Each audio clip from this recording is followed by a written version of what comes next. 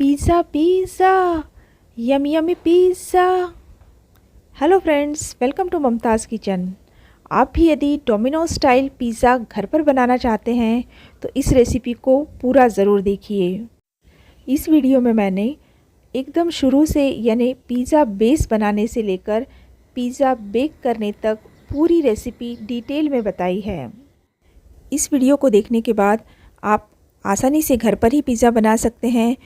बाज़ार से महंगे पिज़्ज़ा लाने की बिल्कुल भी आवश्यकता नहीं। तो चलिए देखते हैं रेसिपी। अब एक बोल में 100 मिलीलीटर गुनगुना दूध लें।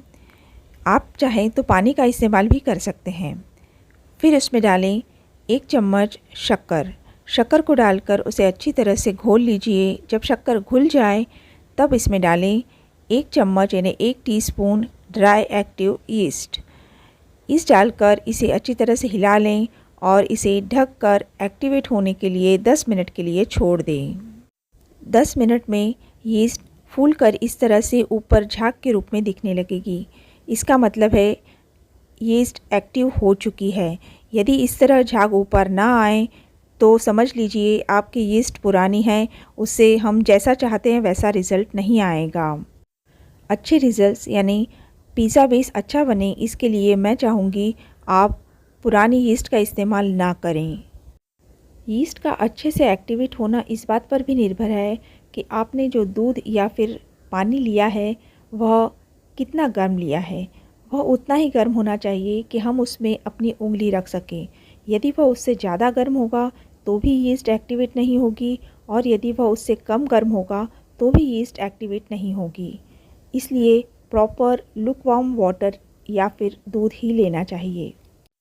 अब एक बड़े बोल में 2 कप यानी करीबन 400 ग्राम मैदा लें। उसमें डालें आधा चम्मच नमक और 2 टेबलस्पून पिघला हुआ मक्खन।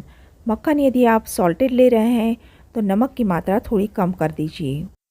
आप चाहें तो मक्खन की जगह पर जैतून के तेल का इस्तेमाल भी कर सकते हैं। फिर इसमें डालें हमने एक्टिवेट करके रखी हुई यीस्ट। दूध के साथ पूरी यीस्ट को इसमें डाल दें और धीरे धीरे करके आटा गूँथ लें। हमें एकदम सॉफ्ट लेकिन स्टिकी आटा तैयार करना है। इसके लिए आवश्यकता पड़ने पर आप थोड़ा और दूध या फिर पानी का इस्तेमाल कर सकते हैं। एकदम सॉफ्ट और स्टिकी आटा तैयार हो जाए तो उस आटे को एक चिकनी सतह पर लेकर इस तरह से मसल लीजिए।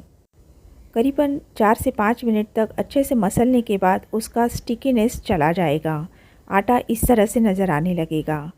अब इस आटे को बोल में रखकर उस पर ऊपर से हल्का सा तेल लगा दीजिए और क्लिंग रैप से इसे पूरी तरह से कवर कर दीजिए। इस आटे को थोड़े गर्म स्थान पर 2 घंटे के लिए छोड़ दीजिए ताकि आटा फूलकर दुगना हो जाए। 2 घंटे बाद आप देखेंगे यह आटा अच्छी तरह से फूलकर दुगना हो चुका है। अब इसे पुनः दिखाए अनुसार पंच मारकर उसकी हवा निकालिए और इस आटे को हल्का सा मैदा डालकर पुनः एक बार अच्छी तरह से मसल लीजिए। उसके पश्चात इसके 2 भाग कर लीजिए। इस आटे से हम 2 पिज़्ज़ा तैयार करने वाले हैं। अब जिस प्लेट में आपको पिज़्ज़ा बेक करना है उसे तेल लगाकर अच्छी तरह से ग्रीस कर लीजिए। ऊपर से थोड़ा मैदा छिड़किए, बिल्कुल उसी तरह जिस तरह से केक टिन को हम तैयार करते हैं। अब जो आटा हमने तैयार किया था उसका एक गोला लीजिए।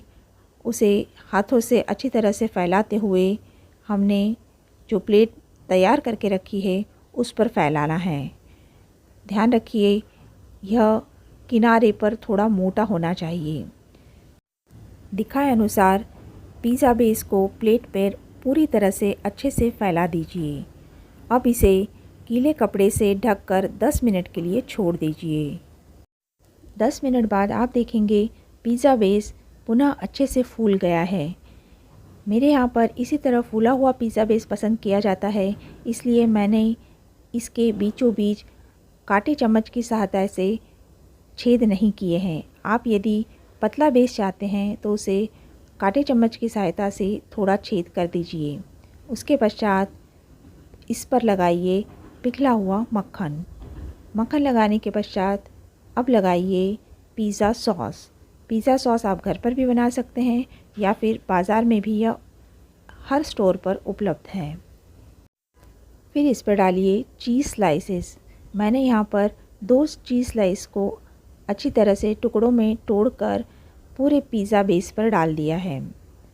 फिर इस पर डालिए आपकी पसंद की सब्ज़ियाँ। मैंने यहाँ पर प्याज, टमाटर, शिमला मिर्च, बेबी कॉर्न इनका इस्तेमाल किया है। आप चाहें तो इसमें मशरूम या फिर स्वीट कॉर्न के दाने जो चाहे और डाल सकते हैं।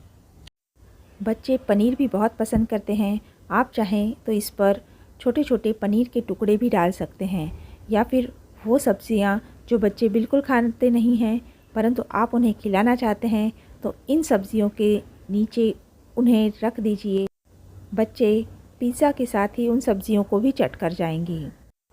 फिर इस पर छिड़किए थोड़ा सा ऑरिगेनो और पिज़्ज़ा मिक्स यानी पिज़्ज़ा सीजनिंग।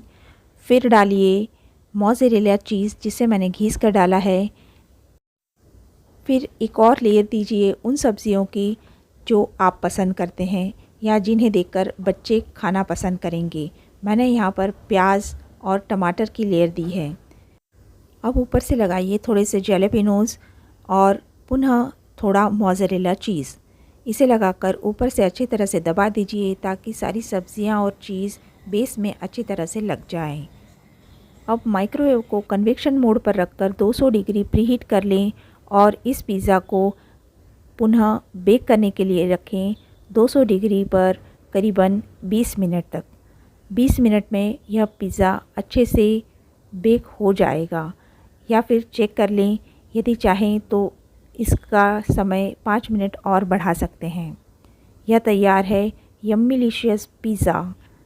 ऊपर से ऑरिगेनो और चिली फ्लेक्स आप अपनी पसंद अनुसार डालें और आनंद लें गर्मा गर्म यम्मी पिज़्ज़ा का। तो है ना, पिज़्ज़ा बनाना बहुत ही आसान। तो अब बाज़ार से महंगा पिज़्ज़ा लाने की बिल्कुल भी ज़रूरत नहीं। घर पर ही बनाइए, खाइए, खिलाइए, सेहतमंद बने रहिए।